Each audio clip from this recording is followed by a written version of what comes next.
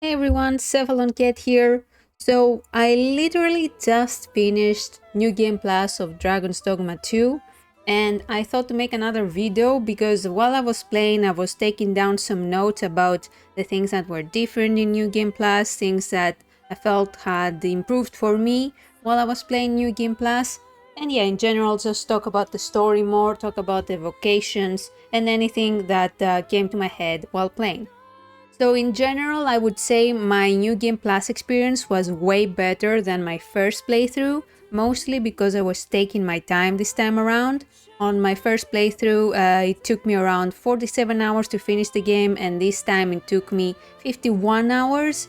So definitely taking your time was the way to go for me because this time I wasn't in a hurry to see the story and I could just relax, explore the world more, find characters and quests I didn't the first time around. Like, I found so many more characters and quest lines this time.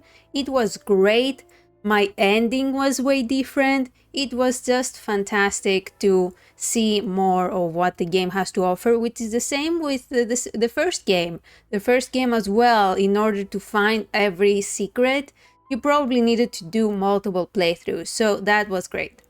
I was finally able to do the Sphinx stuff, which I did in my first playthrough. I was able to finish the romances for Ulrika and Wilhelmina.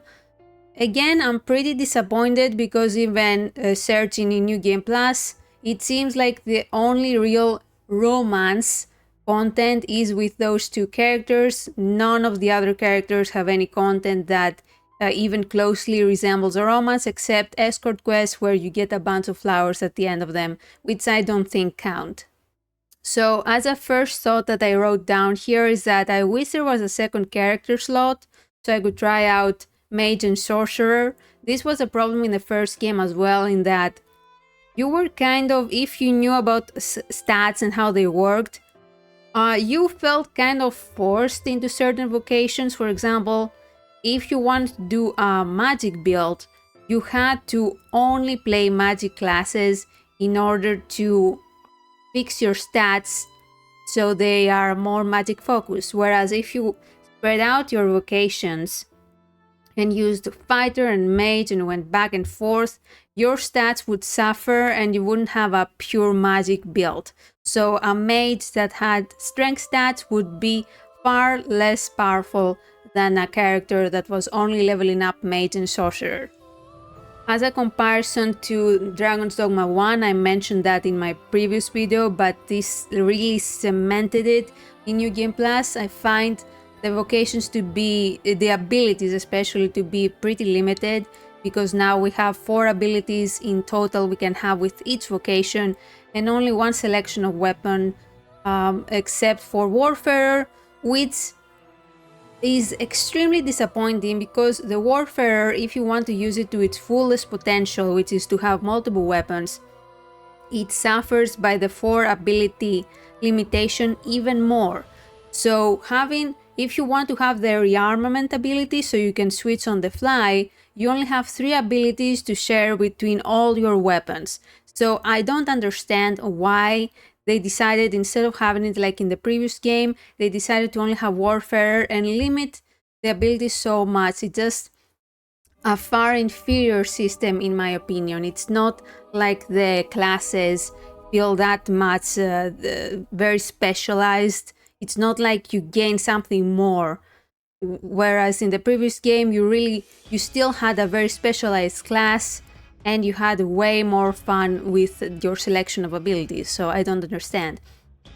I personally recommend a Warfarer, the True Warfarer mod, which adds the option to have, every time you switch a weapon, to switch to the selection of abilities for that specific weapon, and it works so seamlessly and perfectly. I don't understand why it's not that way in the original game. So yeah, that is how I was able to enjoy the gameplay more in New Game Plus with Warfare, so I can switch around with any vocation I wanted on the fly. A specific thing I found in New Game Plus only is with the Dragonforge character. You get some new options in New Game Plus, so I don't believe we had the option to improve vocation, improve skill and receive blessing. At least I think so on the first playthrough. I know for a fact improved vocation, improved skill was not there. So this is something that I noticed that is very interesting and also very useful. So for example, improved vocation, you can use the worm life crystals to upgrade how much stats you gain when you level up. You can only upgrade one at a time.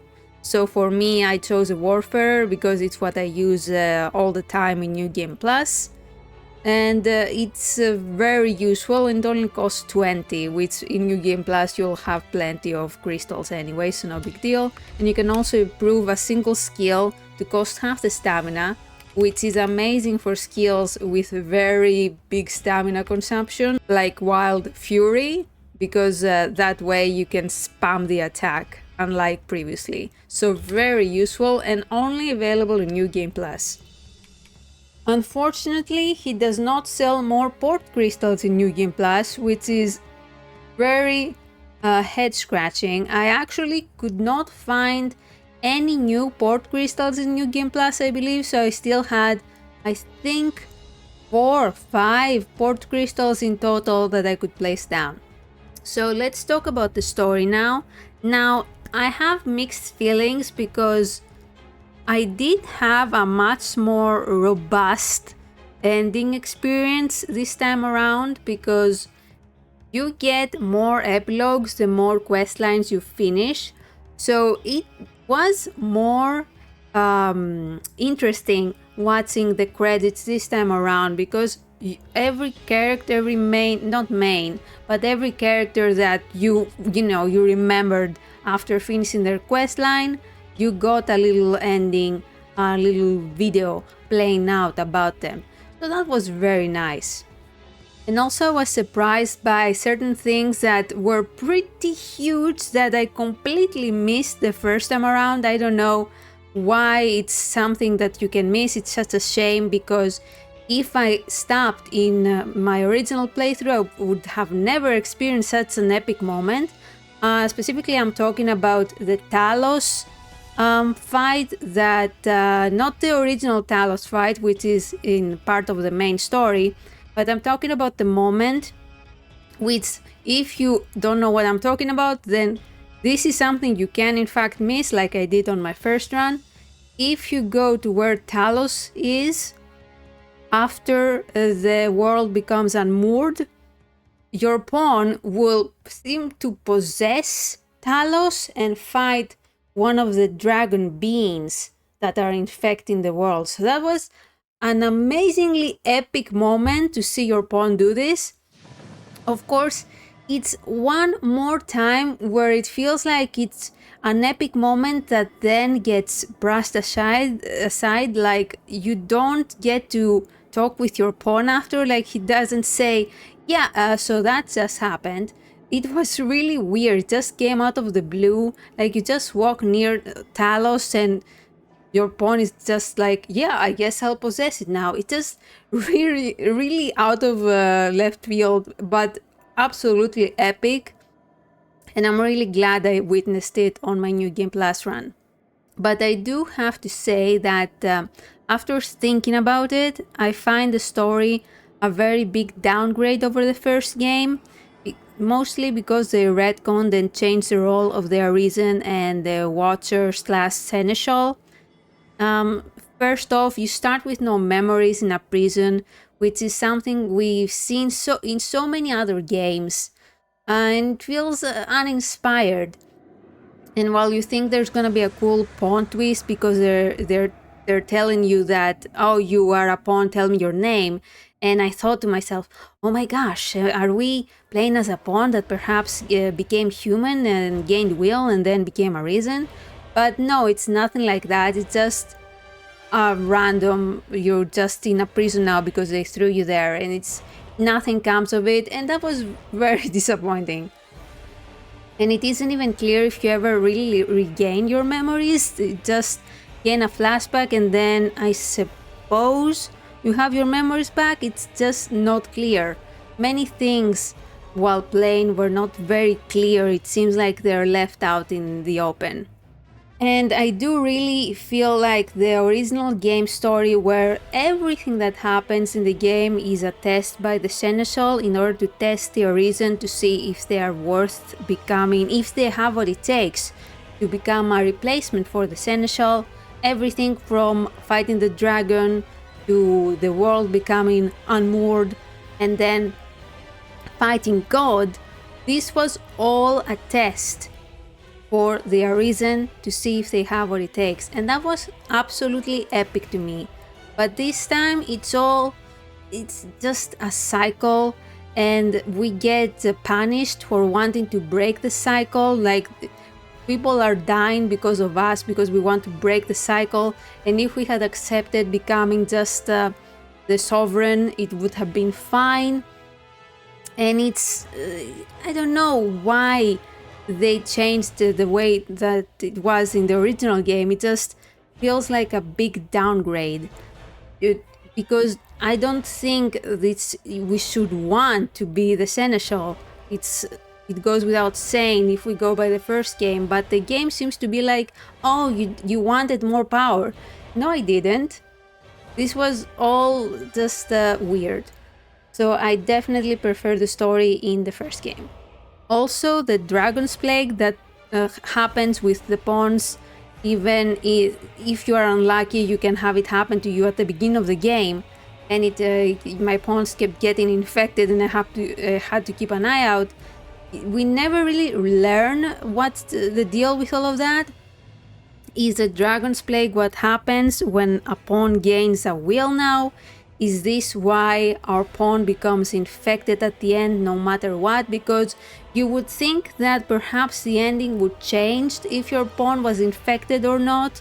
That would be a nice little detail if you get a different ending depending on if your pawn is infected at the time. But no, it seems like it's implied that because your pawn gained a will thanks to you, they become this dragon creature, shadow dragon creature. And I don't understand why they couldn't conclude that. Perhaps it would have been so nice to have a quest line where we delve into the Dragon's Plague, and also to explain why it seems like pawns that get the Dragon's Plague go crazy and just kill everybody. Because it seems like our pawn at the end is not like that. They just get possessed at the last minute, and then thanks to us, I guess, they have control of this Dragon Plague form. I did like the pawn's involvement in the ending, as it's normal that you get attached to your pawn. I was aiming for a high affinity ending. This is something that most people, including me until I read it in a mod description, don't know about, is that your pawn has a secret affinity meter, and if you get it high enough, they become like a high affinity character. I don't know if in this game it's supposed to be like they're in love with you, but they are very close to you, like the other NPCs. And if you have a very high affinity with your pawn, they get their red cheeks sometimes when you talk to them, and the ending of the game changes, and it seems like the pawn fights back against the Dragon's Plague form and talks to you for a second more, which was very nice, was very touching, and I did really like that.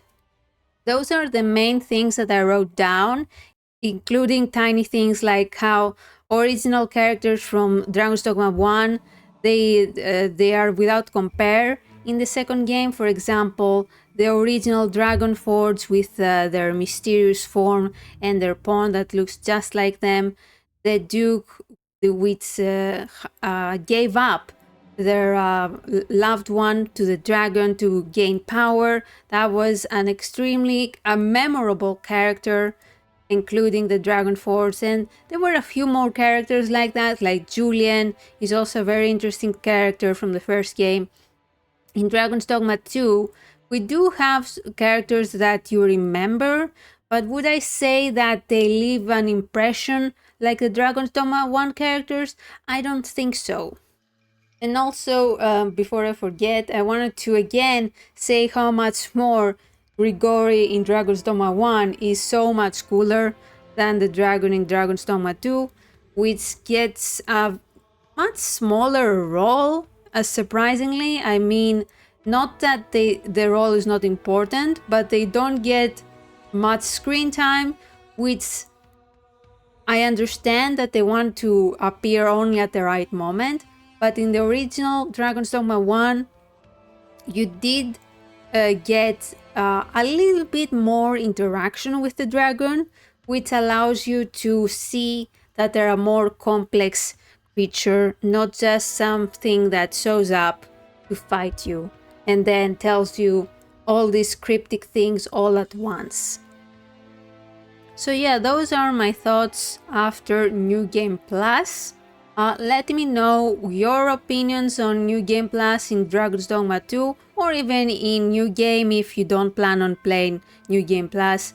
What are your thoughts after going through all the characters, the story, the vocations, how it compares to the first game, all of that? I would love to chat about Dragon's Dogma. As I've mentioned many times, it's my favorite series, so I love talking about it. So yeah, thank you for watching, hope you enjoyed, and I'll see you later. Bye bye!